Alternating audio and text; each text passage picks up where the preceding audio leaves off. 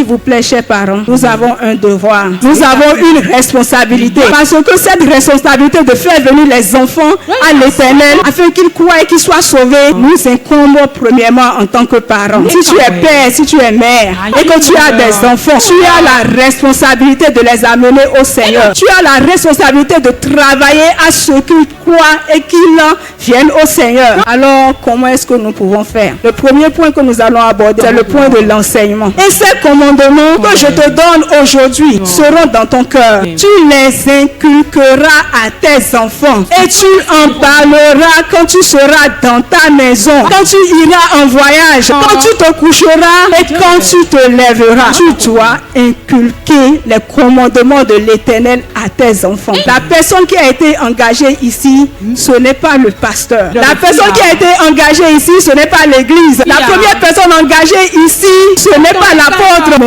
on a dit que toi, père, toi, mère, tu inculqueras. Et lorsque je me suis intéressée à ce que c'est que inculquer, j'ai vu que c'était enseigner. J'ai vu que c'était apprendre. Jusqu'à ce que cela entre dans l'esprit. Jusqu'à ce que la personne intègre cela. C'est pour nous montrer quoi? Que notre responsabilité est totalement engagée et cela sans relâche. Le père ou la mère a l'obligation d'enseigner son enfant, de lui enseigner la parole de Dieu, de lui enseigner les Écritures, de lui enseigner les commandements de Dieu, de lui enseigner la loi de Dieu. Lorsque l'enfant naît, il ne naît pas à l'église. Lorsque l'enfant naît, il ne naît pas à l'école de dimanche. Lorsque l'enfant naît, il ne naît pas dans la rue. Mais lorsque l'enfant naît, il naît au sein d'une famille. Il naît au sein d'une famille. Il a un père, il a une mère qui sont chargés de son éducation, qui sont chargés de l'enseigner, qui sont chargés de l'élever, qui sont chargés de l'accompagner depuis le bas âge jusqu'à ce qu'il grandisse. Mais si tu fuis ta responsabilité, si tu ne le fais pas, si tu n'enseignes pas l'enfant et que tu attends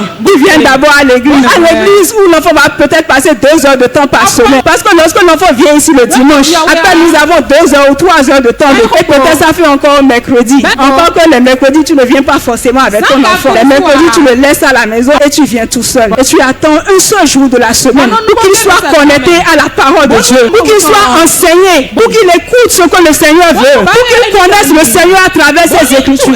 Chers parents, c'est une erreur. C'est une erreur fatale qui va nous coûter très cher.